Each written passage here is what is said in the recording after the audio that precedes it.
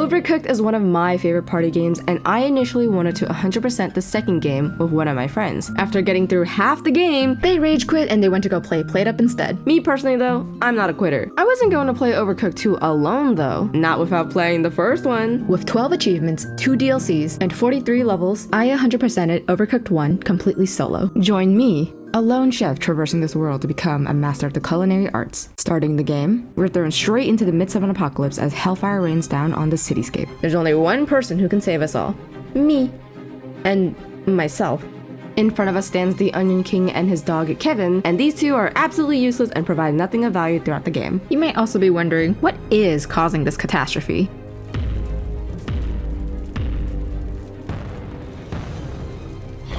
I've added a meatball, and my god is it ugly. The Ever-Peckish is the main and only antagonist, a beast that embodies morbid obesity. I'm promptly dropped in, and mind you, I'm playing this with only a keyboard. The controls cannot be rebound and there's no input for the mouse, so my right hand is just idle the whole time. And I also believe that this game is a better experience on controller, but I'm exclusively keyboard. I also thought that I'd control only one chef while the other just lingers there in a vegetative state, but you quite literally cannot play this completely solo. My first goal is to make a singular salad. I just grab a lettuce and tomato, chop them up, plate them, and then serve them to the Ever-Peckish. Doing so, I get my first achievement. Let us begin. Unfortunately, this biggie is still hungry, so I need to complete as many of these orders up top for it. If it were up to me, I would throw the Onion King straight down his gullet and hope that it would satisfy him. And if it didn't, oh well.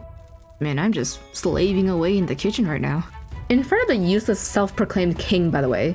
Get your damn speech bubble off my screen, bro. Why wanna go away? This guy should be thankful we don't serve onions. Kevin's cool though. I like Kevin. Why are we serving salads to a meatball? Why don't... Obviously, serving a meat would make sense, but also why don't we just collect the ashes raining down on us and try to give this thing cancer?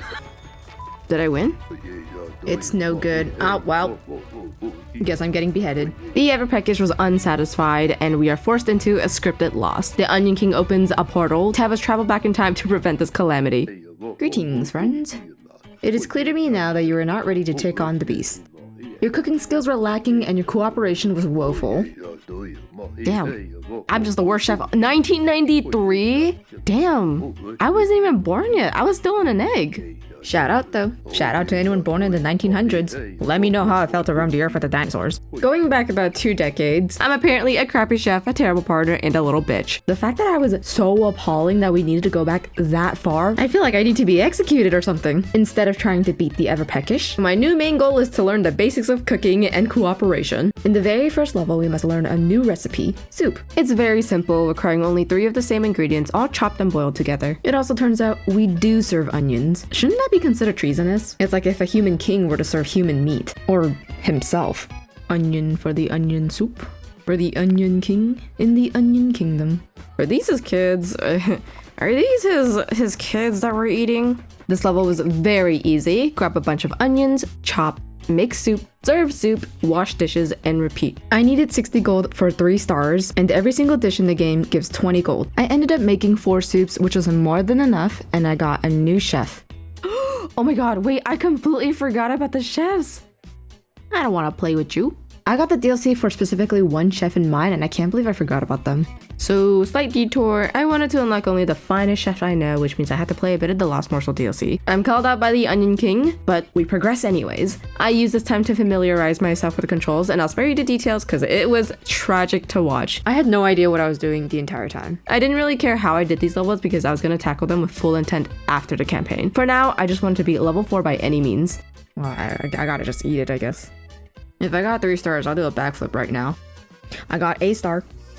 Dino! And that, my friends, is the finest chef I've ever laid my eyes on. I may have averaged 1.5 stars trying to get him, but the important part is that I got him. Dinosaur. Yay! That's me! Back to the main campaign. The first handful of levels are very straightforward and easy since they're still the learning stages. You're always going to want at least one chef constantly on chopping duty while the other chef is on everything else duty, whether it's getting the ingredients, cooking, serving, or washing dishes. The third level introduces sliding counters, so you have to move your chefs to work around them. Oh. Alright, whose mom got on the ship? I also learned that you can deliver meals from the back, but it's a mechanic that's never really used again. Completing this level, I get my second achievement. The pieces I ate, sorry. What? Is that like a pirate reference? Oh, kitty. The next level introduces burgers. All burgers require buns and meat with the option of lettuce or lettuce and tomato. The patty should always be a priority since they need to be chopped up and then cooked in a pan. Everything in this level is kind of spaced out awkwardly, but using the center counter makes it a lot more manageable. The fifth level was what whooped me into dashing. It's a mechanic that makes everything so much easier, and I don't know why it's not listed in the controls. The kitchen being one lane wide in an O formation makes it so you need to run in a circle or have your chefs relegated to their own halves. I kept my left chef on chopping duty and the right chef on everything else. Level 6 introduces a whole new map gimmick, and it honestly scared me the first time I saw it. What? What's going on? No. Did I chop too hard? Oh my... Okay, well, I guess I can't do anything but cut stuff here. The map shifting elevation also isn't limited to the kitchen. This poor guy gets absolutely shafted in his yellow FedEx mobile. I felt bad for bro, but that doesn't stop me from pointing and laughing. Look at that loser! Not having a chef up top isn't bad at all since there's a pan down here to allow for something to cook. The main parts of the upper level are the serving counter and buns, which both are only needed once the other ingredients are finished. Am I crazy or is my hat really small? The other dino has like a towering hat. Oh man, I feel self-conscious about my hat size. Beating level 6, we're now ready to move on to the next part. Oh my god, we are so cute.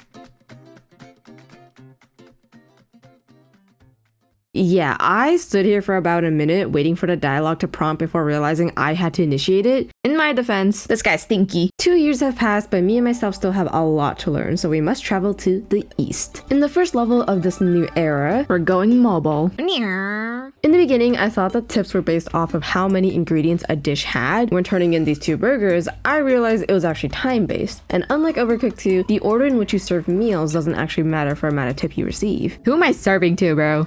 The car's behind me. What? I thought I was doing real good. I got meals on wheels though. Floor meat. Yum. I'm also preparing food with my bare hands. This is so freaking unsanitary. Bare hands, meats on the floor, cross-contamination on that side of the truck. There's no sink to wash my hands or the dishes, and we're working in the back of 2 open semis. If I even tinkle just a little bit, mega E. coli. All these cars on the road are gonna poo-poo their pants. In this level, it's always vital to have a backlog of meat and then cooking them ASAP in the top truck. And because it doesn't matter when orders are served, I always skip the hardest ones and just turn in the 2 ingredient burgers, garnering me both more orders fulfilled and tips received. Going on to level 2, in general, it's nice to have ingredients out to pre-plan dishes or to make the chopping chef's life easier. But this level has rats. Rat! Oh my... No! My tomato. I did get a sneak peek of them in the last morsel, but that does not make them any less annoying to deal with. They only take raw ingredients, nothing from pots or plates. This requires the chef to hold the ingredients and only be able to get 1 at a time. Rats aside, the level is actually really easy. I thought I was an absolute genius by putting the soups only on the top burners to cut down on the chef's traveling time, and then I realized I could have just brought the pot to the ingredients, so I actually wasted more time. The third level introduces conveyor belts, and holy crap, they are finicky. Can I put the meat?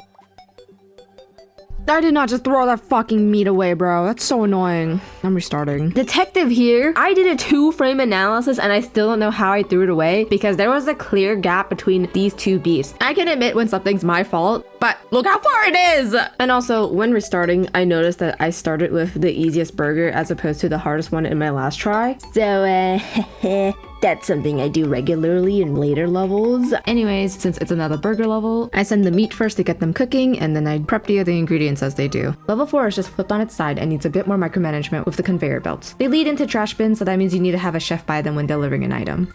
Oh, I want this one to be delivered for the tip money. My burg! My burg! Oh my gosh, whatever. I probably could have gotten that on controller too, and that makes me so sad to think about. Could I get the easier burger to start off with? That works. What are these orders I'm getting? I might as well be put in a guillotine. No! So close! Oh, Oh, okay. Completing that level, we're now ready to go on to the next time period. 4 years have passed and it is now 1999. After besting the eastern lands, we are now required to head to the frozen realm. In this icy area, we also get a new recipe. Fish and chips! This dish requires either fish or potatoes to be chopped up and fried, and then it's served either alone or together. It's the easiest next to the salad, and every time I see these in a level, I'm almost always met with relief. The kitchen floor is also completely ice, so sprinting isn't really needed at all, but like the average geriatric, even walking is hard. Oh my lord. I just walked off the edge and into the abyss like that one Mimo. Are these kids supposed to have a table under them? They look like they're in phase 1 of the Macarena. I ended up serving 11 dishes and I got 3 stars along with the best served cold achievement. Level 2 in this area was like a rough in the diamonds. It was really hard for some reason compared to the other ones. You can only have one chef chopping at a time and the other chef is more often than not idle. And the only thing they can do is just put more ingredients in the center so that the chopping chef can grab it. And to be fair, there is no need for 2 burners going since chopping takes a significantly longer time. The serving counter is also blocked off by this bit and only the idle chef can turn in dishes. So I kind of keep my plates on these 2 spots so whoever's serving will have easy access. Level 3 is another food truck level. I just had one chef on frying duty and the other one on soup. At some point I got so many soup orders, I just had them both in the soup kitchen. When the fish and chips order came flooding in though, call me Netanyahu cause that money was flowing in. I ended up turning in 3 soups and 5 fish and chips, with the latter giving significantly more tips. Level 4 introduces the bane of my existence, moving platforms. What the fuck? That's annoying. Oh my god, how does that happen, bro? How the hell did I just get lured into the ocean like that? Twice! I also found out you can go out of bounds and it kills you. Oh, that counts as a death? I also skipped all the double orders because again, the payout is the same no matter what dish I do. If they came earlier, I would have done them because I would have gotten penalized, but they didn't, so they'll starve. It probably didn't help that there's a singular fryer here and they only used it and not the other ones on the left side, so single orders were just easier to fill. We're now finished with the 3rd era and ready to move on to the next. The year is 2002. Our new goal is to now head north into the Forbidden Realm where a creepy mansion resides. We're basically being sent to go cook for that one frat house in Iowa. We also get a new pizza recipe. Every pizza needs dough, tomato, and cheese with a chance of it having mushroom or a sausage topping. Everything needs to be chopped and put on the dough base and then cooked in the pizza oven. The countertops also don't just move, they fucking float. With sliding countertops, you can still chop as long as you're following the cutting board, but here, you're at the mercy of an invisible omniscient being. The only thing you can do is bend over and accept it. The pizzas cook quite fast, so I always had a chef by the ovens whenever something was cooking. And for some reason, you can't plate the pizza directly from the oven. You have to grab it with your bare hands and then transfer it onto the plate. Does this game think I'm like made of scales or something? Like, oh, that's so weird. And then I had the chef at the bottom almost always serving. Also, fun fact, did you know that this place is called the Munch Mansion? Do what you will with that information. Since this was the first level of its area, I got 3 stars with no trouble, along with the achievement, Kitchen Nightmares. In level 2 of this area, there's not much to show. You can't really see much, except for the parts that you can. Flash warning, by the way.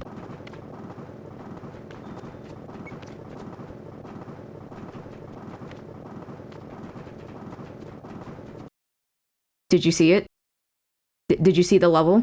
In level 3, I paid my bills, so we have light again. And the main thing you have to keep in mind are the burners if there's meat in them, and the cutting board. Aside from that, easy level. I did miss an order, but I still did fine. The final level of this area was a tough one. This was also when I thought the game started to get noticeably harder. There are burger ingredients on the right side and pizza on the left, with the ways to cook them on the opposite sides. The chefs alternate being on top, and since the conveyor belt only goes down, you can only send items when they're up there. When making burgers, I would pre-build them on the right side before sending them off, so that only 2 items, the burger and the patty, need to be moved rather than a potential 4 items. All the other chef has to do is cook and put in the patty, and then it's ready to serve. Likewise with the pizza. Since the tomatoes are on the right, it's easier to transfer a tomato-less pizza and then adding it right before putting them in the oven. Beating that level, we're now finished with the Haunted Mansion, and the Onion King wants to talk to us again. A whole 6 years have passed, and it's now 2008. The Onion King tells us that the Everpackage is indeed returning, and in response to that, he sends us to space. In level 1, we're introduced to the burrito recipe. I stock up on 3 burritos worth of ingredients on both sides and just make the dishes at each chef's pace. There are buttons to move the ingredients as well as the sink. The burrito recipe is probably the most complicated one, even though it's only 3 ingredients. The tortilla doesn't need to be cooked, but the rice needs to be boiled in a pot, and the meat needs to be chopped up and cooked in a pan. They cook at 2 different paces, and on levels where there's limited burners, you have to balance between cooking one or the other. Luckily, that's not an issue here, so I easily get 3 stars in the achievement Out of This World. Loki didn't think I would make it, but I'm glad that I did, and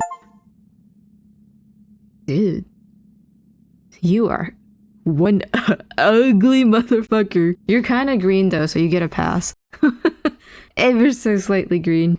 If I didn't have this DLC, I would have gone that guy because he's so sickly pale, he's tinted green. After just unlocking the space station, we're brought down into the underworld. I find that decision a bit jarring, but whatever. This map has a very straightforward layout, but there's a cannon that shoots cannonballs that I'm just attracted to like a moth to a flame, and there's collapsing floors that really test my patience. Where are the... Oh my god, there's a whole ass cannon right there. Okay, did not see that. I better not freaking die to it again. Gotta walk my ass back then. God damn it. God damn it, this guy is like perpetually useless. Yeah, not me. Oh my god, that's fine. Never mind, it's beeping and I'm scared. Get on the plate, get on the plate, get on the plate, fuck! Ay, I'm so stupid. Not today. Okay, I ran into that anyways. I don't deserve my fingers. I'm like blind to the cannonballs for... I think I need a beef. That's not a beef, what the fuck? Move. Move, move, move. No! No! I just need one more. Oh my god, drop the fucking plate. Oh, why can't you plate stuff with the plate? So stupid. It took me about 10 tries, but I got there eventually. I also got the achievement Chef Flambe. In the third level, we are back in the space station. Instead of buttons, there are 2 pressure plates that opens the door for the other chef. The most annoying part is that when you're on them, you can't really do anything else. So whenever I idle, I try to idle on the pressure plate. It's one of the more easier levels, and it's probably due to the fact that there's no dishes to wash. I was apparently having too much fun, so they had to throw me back into the underworld and into one of the most annoying levels in this whole game. Probably the second hardest for me personally. It wasn't a level where I died a lot. I mean, to be fair, I did, but it's also just incredibly easy to overcook the food, and that was what made it hard. You'll go here. Ooh, it's beeping. Oh, crap. Embarrassing! My rice was set on fire, and putting it out, I got the achievement Overcooked. Do you get it? That's the name of the game. Damn. Oh my god, why does it do that? That's so freaking annoying, bro. I literally got boom-bayad into the lava. Yoink. My rice! This is hard. Maybe I'm just bad. More likely than not, I'm bad. Okay, that's fine, that's fine. That was just raw chicken. We can get that again easily. That's not fine. That, however, is not fine.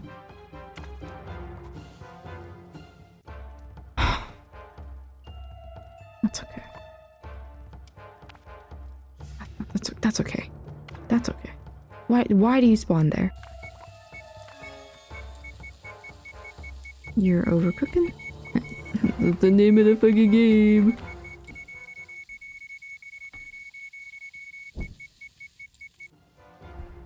I just got overstimulated into the restart button there.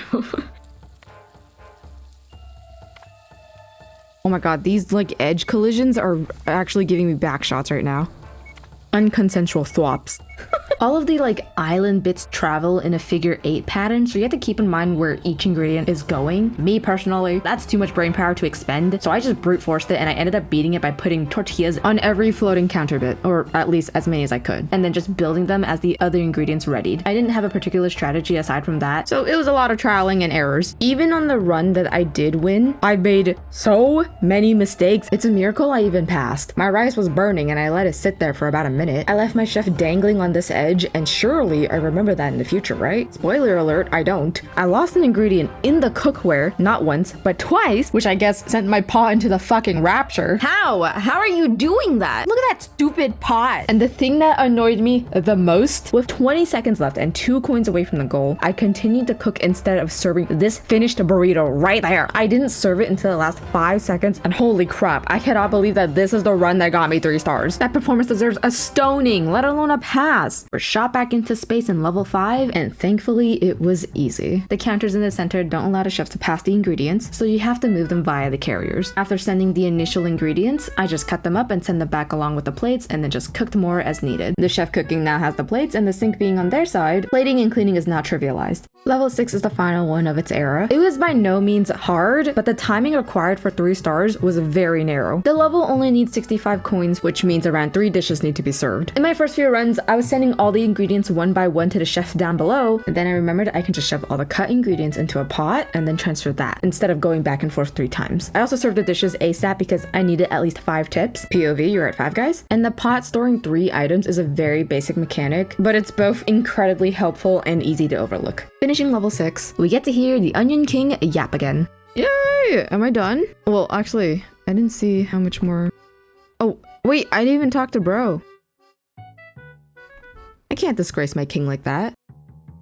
Wait, what the hell? Yes, I can. Well, we'll stay not knowing what he has to say. I was gonna go back and see what he said post-gameplay, but I didn't. The toughest nuts of the game are all in this final time period. We'll be revisiting familiar places, starting with the good old ship. The map is spliced in half and the cutting boards move every 15 seconds or so. And about every 30 seconds, it moves vertically between the 2 chefs. It basically just does a full clockwise rotation. And me seeing this for the first time, I didn't think anything of it and had the top chef continue to put out ingredients like the good little dino he is. The game, however, put up its hand. I went in for a high five and got slapped across the face instead.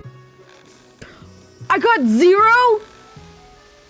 You're telling me I just pranced around like an idiot for 5 minutes? There are plenty of maps where multiple cutting boards are present, and most of them can be 3-starred using only one. I thought that was the case here, but I was very wrong. When the counters first slide, I made sure that my top chef continued to chop as well as move the plates to the center. The level cannot be 3-starred without 2 chefs cutting simultaneously, so that means when the counters start moving downwards, they gotta scurry their way down through this little gap and start chopping with the bottom one. During this time, I'll try to make as many soups as I can, and I'm able to make up to 4 soups because of the plates I initially moved. And when the counters slide back up, that's my cue to move the chef through the gap again. He'll serve the dishes and continue to chop, and this process is repeated a couple more times. Around the 1 minute mark though, I started cooking up top and kept the chefs in their respective halves. I found it very difficult to complete the level when the chef goes down during the last minute because the counters don't move back up until the last 5 seconds. I do think it's doable if you're dexterous enough, but my left hand is anything but that. I also really like this level because it picked at my noggin for a good bit. This smooth brain of mine is always welcoming another wrinkle. Level 2 is probably the easiest map of the bunch. Both the chefs basically cook in their own independent kitchens,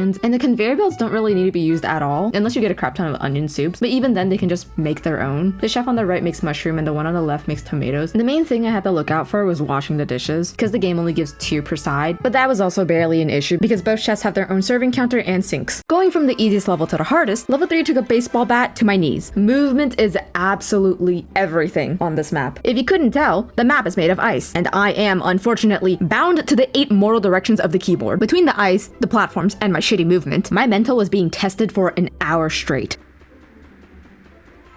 No! Crap. Oh my god. Oh my god. Oh my god. I'm gonna lose it. Oh my god. This freaking ice. Oh, it's another level where bringing the pot to the ingredients is just better. However, it comes with the most ball-flattening experience, which is losing a whole pot. My onions! My onions! Ah. Oh no! Any second. Yippee!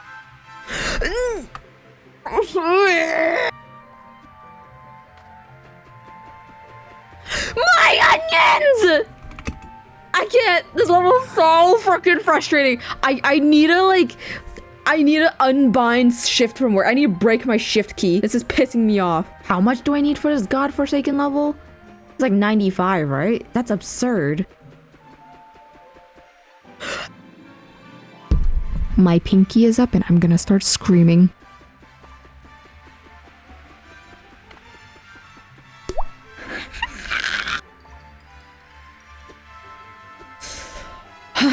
Why does it...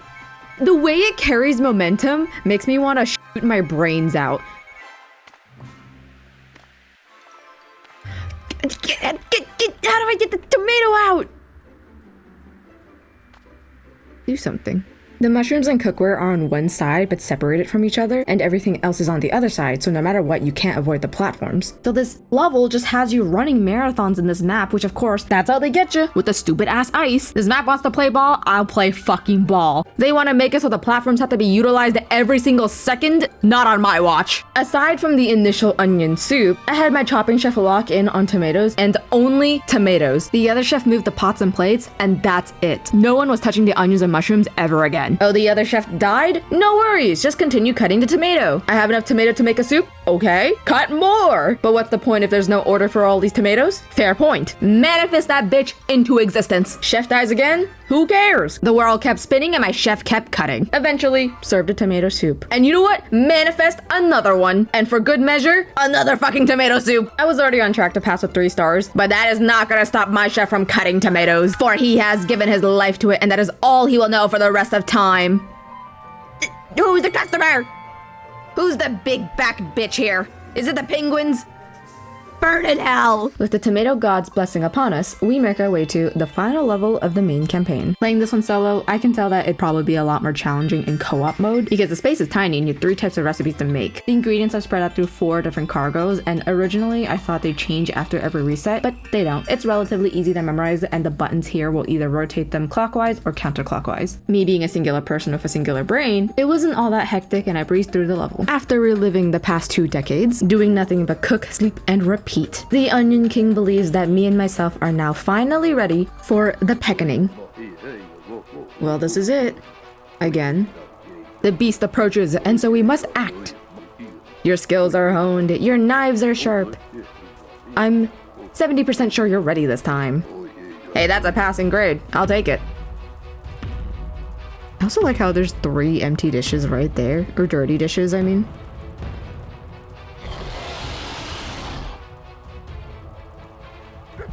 Orf! Kevin! He'll help you out with supplies. Oh, the goat! Or the dog, I guess. The rest is up to you. What about you? Can you do anything? Can you cook? Can we cook you? Can we eat you? You can supply the whole fucking town with your meat. Like my boy Johnny Sins.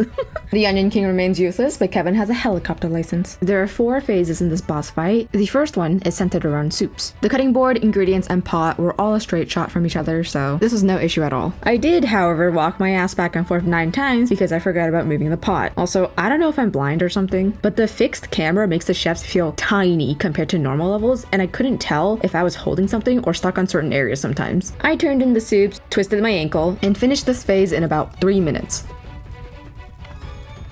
Wait, let me grab the plates. Get your stank ass breath out of my face.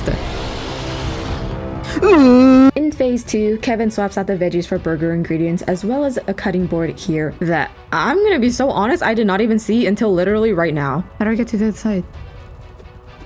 How do I get to the other side? Do I go all the way around? Oh my golly. Wait, no, wait for me! The platform slides up and down the map, which allows the cooking chef to utilize both burners. There are also 2 sets of conveyors that allow the chef to send each other ingredients. I, of course, start with the meat first, and then work on the other ingredients. I also sat this patty down in the pan, thinking that it was cooking the whole time. It wasn't. Also, there were so many moments where I could have just moved with the lift, but instead, I go all the way around. Thankfully, the only issues were self-imposed, and I didn't have to worry about something as ridiculous as a giant meatball hurling at my chefs at Mach speed. Oh my... What the fuck? Where's the fire extinguisher? Oh my god, my lettuce! Kevin, help me! Oh, they're fine. And the ever peckish continues to bomb my kitchen here on out. On the bright side though, I have burger. This phase took me about 3.5 minutes, which, given the recipes I had to work with, kinda terrible. Hey man, I really think we got off on the wrong foot. Power friendship. Maybe we can start anew? Okay. You know what? I would have said no too. Phase 3 consists of pizza and fish and chips. The lift for this phase actually rotates and it comes with 2 cutting boards, which is actually very nice. I had one chef prep pizza in the center and the other one on fish and chips duty. There are 2 cookware for both dishes in this phase. The left side is honestly a disadvantage and the right side is more than sufficient, unless you have 3 or more players. I tunnel visioned on the pizzas first because they take longer, which of course doing so, I sidelined the fish and chips. That ended up costing me almost an extra minute, and it didn't help that I misplaced my fries and was cooking it with thoughts and prayers. Phase 3 ended up taking me around 3.5 minutes, which I think is actually not too shabby. Please tell me I'm done. Oh my god, you still want more? You're just banging your forks like a way baby. Dude, right on my fire extinguisher? Right in front of my salad? Come on, man. Phase 4 is one of each recipe we've learned so far, except for the burrito. Why did they exclude the burrito? I don't know, you tell me. I start by cutting a crap ton of tomatoes since more than half of the dishes require them. After that, I fill the orders purely based off of vibes. Here's the super sped up, super cut up montage that nobody asked for.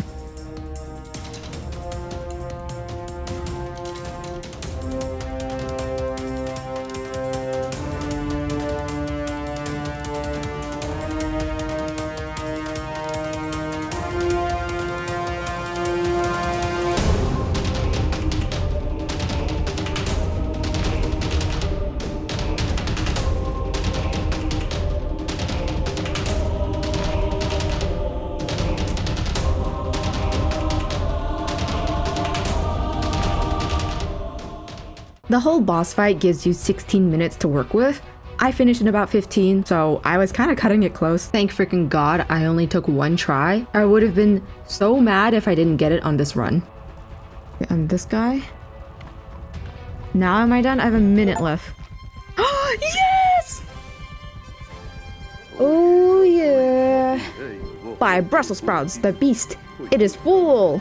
Quick, take cover. What the heck?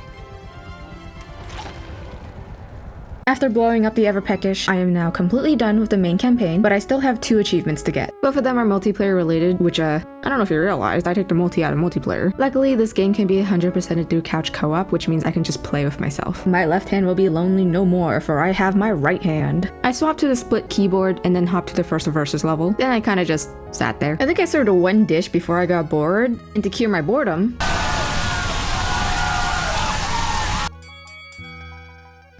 oh yeah, my left hand edging it out with -6. Let's freaking go. With that, I got every single achievement in Overcooked 1 completely solo. But I still technically have 2 DLCs left, which, by the way, I did 3-star every single level.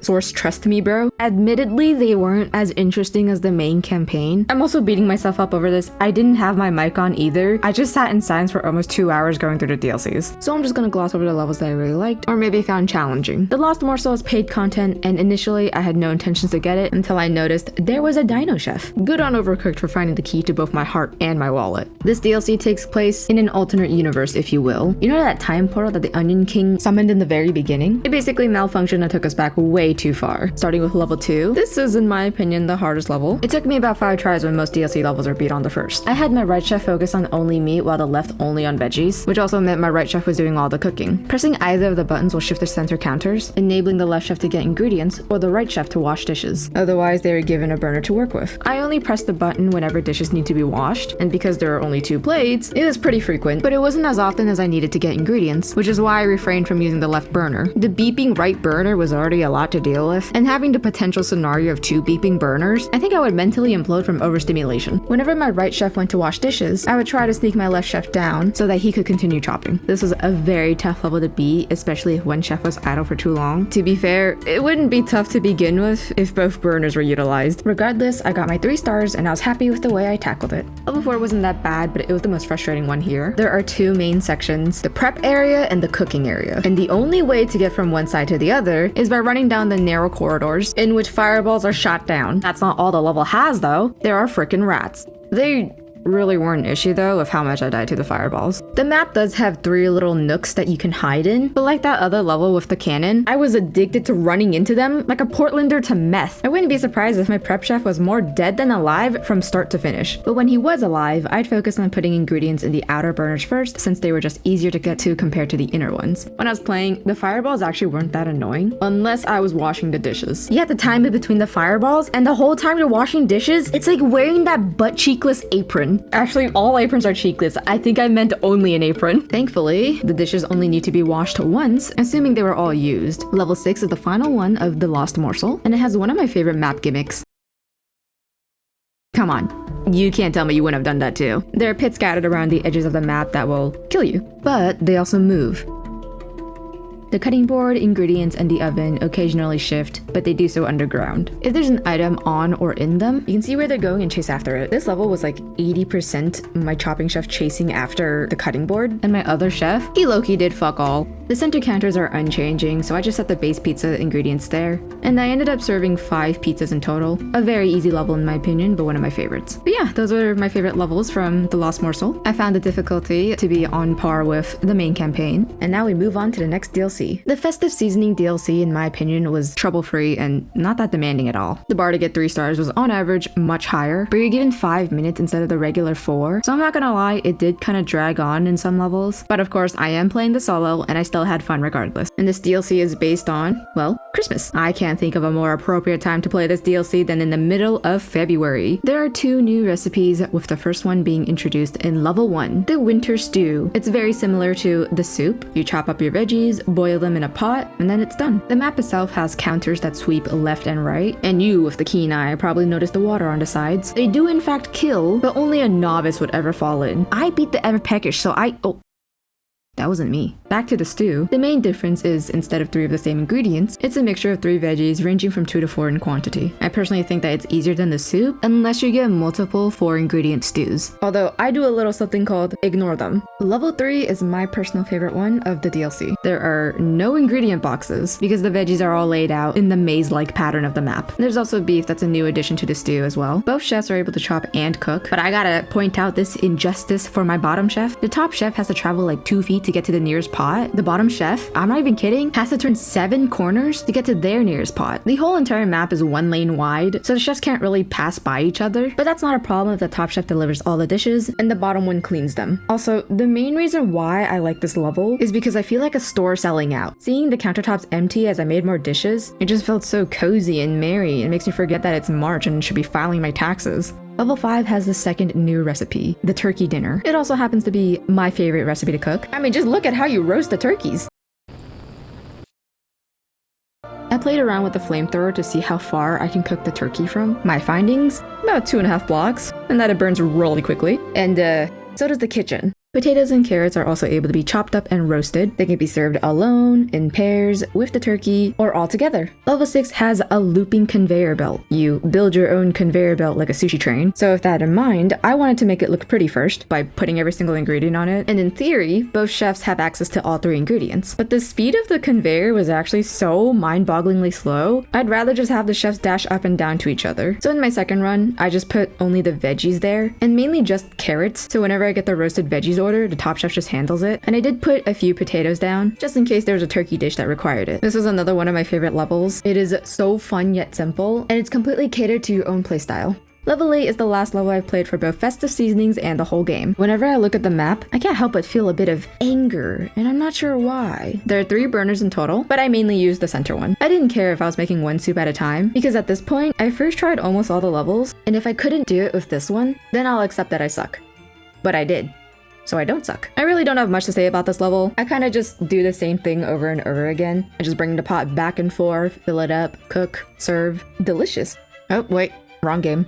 So instead, let's end on a possible lower note. I have a confession to make. I don't really celebrate Christmas, nor do I really care about it. It's not because of religious reasons or anything like that. My family just wasn't interested in the holiday, and neither was I growing up. I do celebrate it now on my own accord, but my first tree was put up when I was 17. That was during COVID. I remember my mom put presents under the tree, but they were all just empty tissue boxes, not wrapped or anything, and most of them were filled with dollar bills ranging from $5 to $50, I believe. But then she had the bright idea to comb my room for trinkets and then put them in the boxes, so when we were going to open presents, I had a chance of losing my trinkets to my siblings, gaining them back, or getting some money. Now, obviously, if you're shaking an empty tissue box, you can kind of tell if there's like an item or like a piece of paper in there. So I found the lightest one and opened it by just shoving my hand into the open hole and pray that I got the $50 bill. I think there was two, I'm not too sure. And I did. I bought all my trinkets back. Now, if I got the $5 bill, I don't know, I would have been like, oh man.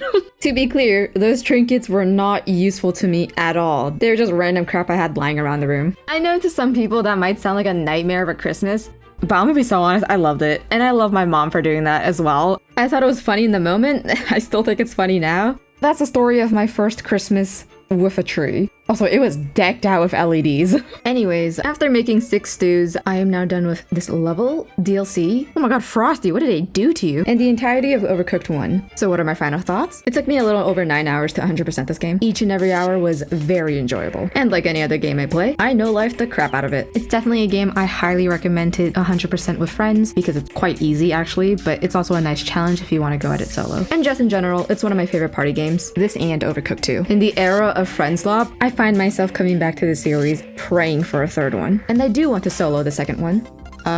Maybe not anytime soon if I'm being honest. But yeah, thank you for watching. Bye!